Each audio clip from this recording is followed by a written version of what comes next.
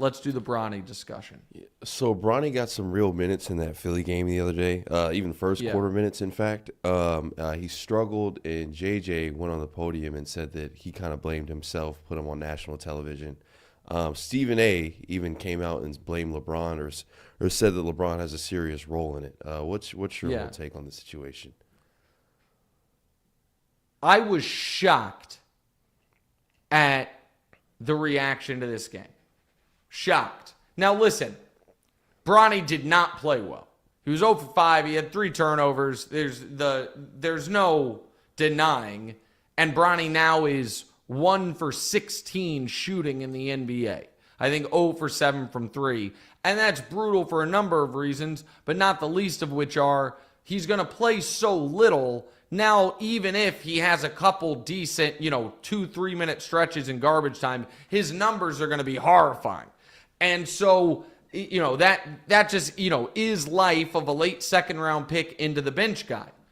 Where I was shocked was there has been so much disingenuous commentary surrounding the Lakers and surrounding Bronny, and folks immediately resuming it after being quiet on all fronts for a month.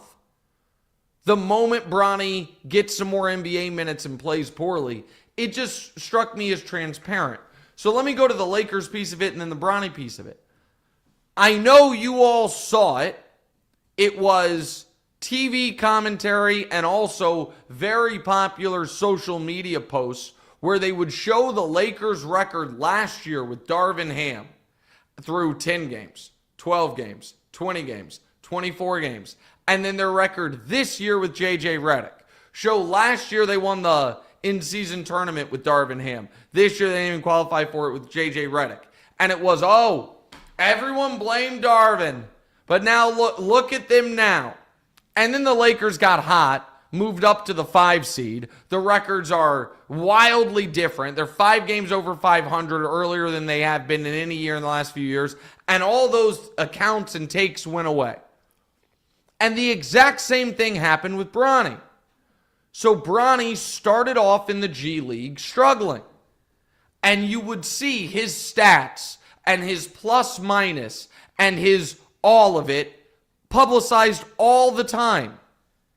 And then, the last few weeks, he is crushed in the G League. Last 3 games in the G League, 23, 6, and 5 averages. A career high, he had 30-something the other night. 43% from the field, 46% from 3, 89% from the line. And all those accounts went away entirely. Just, we're not talking about it. So I was like, well, that's just shitty. And so there was so much of, oh my goodness, I know this is what LeBron wants, but is it good for Bronny? Is he, so much of that. And then when Bronny was cooking in the G League, which now people are going to be like, oh, anybody can cook in the G League. The general conventional wisdom was, oh, he's really going to struggle in the G League, guys. He didn't play that well at USC. It's grown men in there fighting to, get a roster spot. And he had a bit of a slow start, but overall on the year now in the G League, and don't show the stats of the other guys yet. Just stay with me on this. He's 16, 4, and 4. And again, in the last few weeks, 23 points per game, 6 rebounds per game, 5 assists per game, 2 steals per game on 43, 46, 89 splits. And the other thing you heard a ton of right after he was drafted was it's unfair to the guys. He took someone's roster spot. He took someone's draft position. This is nepotism at its worst. Forget the fact that with an end of the second round pick, if someone said, hey, here's the deal. There's a kid who was a legitimate top high school prospect, who had a massive medical event that derailed his freshman year of college. However, his, at the NBA Combine, his shooting was off the charts. Everyone says his intangibles as far as character stuff are off the charts. And oh yeah, one just added bonus. He literally has the same DNA as arguably the greatest athlete of all time. Do you think he's worth a flyer?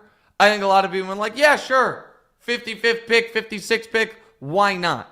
None of that commentary was there at the time. And then he was kind of validating the belief by his play in the G League.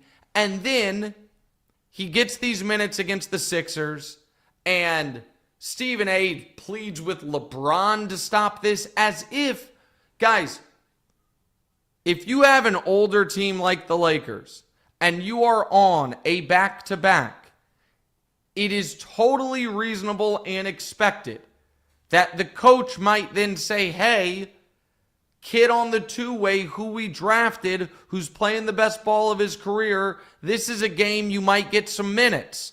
Be ready. Now, again, Bronny played very, very poorly. But for that to then be a controversy is absurd. But here's what really bothered me. If we are going to recite Bronny's current NBA stats, then let's put them in context. So, he was taken 55th. There were 58 picks in this year's draft because there were picks taken away. The guy taken 56th has not played because he had knee surgery. So we will compare Bronny's NBA stats to the guys taken 57th and 58th. We can put them on the screen. Bronny, averaging 3 minutes a game, 0.3 points, 0.4 rebounds, 0.3 assists. Can you imagine something being worse? Well, I don't know, man.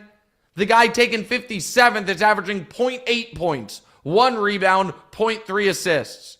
And the guy taken 58th, who's played double minutes per game, all the other Bronny and Ulrich, 3.5 minutes when he's played. Ariel's 7.5, 1.6 points, 1.8 minutes, 0.4 assists per game. They're all the same. What about their G League numbers? And this is where people are really disingenuous. So Bronny's G League numbers, 28 minutes per game, 16, 4, and 4. The guy taken 56th has not played because he had knee surgery, fine. Guy taken 57th, 6 points, 7 rebounds, 1 assist. The guy taken 58th, 6 points, 5 rebounds, 0.6 assists. So what the hell are we talking about? It was such a narrative. Wasted draft pick, service of LeBron's ego, unfair. Okay. So the guy, let's just assume the Lakers board was what everyone else's board was. The 3 guys taken after him, again, put the G League numbers up again, because I think it's worth noting. Bronny's played 28 minutes a game. The guy taking 57 has played 24 minutes a game. The guy taking 58 has played 22 minutes a game. So Bronny is getting a little more opportunity. Bronny's averaging 16 a game. The other 2 guys are averaging 6.6 and 6.7. Bronny's getting you 4.2 rebounds a game. The other 2 guys are getting you 7.5 and 5.7. Bronny's getting you 4.2 assists a game. The other guys are getting you 1.1 and 0.6. So here's why I bring this up. The little bit of data we have suggests, oh, that's a fine draft pick. It's totally in line. In fact, he is slightly outperforming the guys taken after him.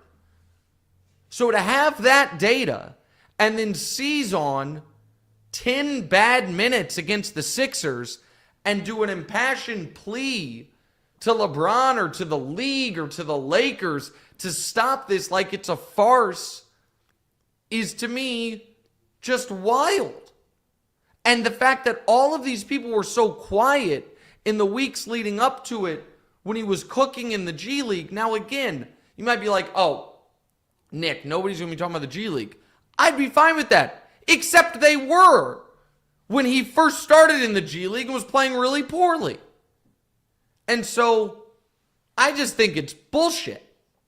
And I think there is a lot of I don't like LeBron, and therefore I am going to be wildly disingenuous about his son from folks on social media and some folks in the media, in the actual media. And I'm no big fan of it, if you couldn't tell.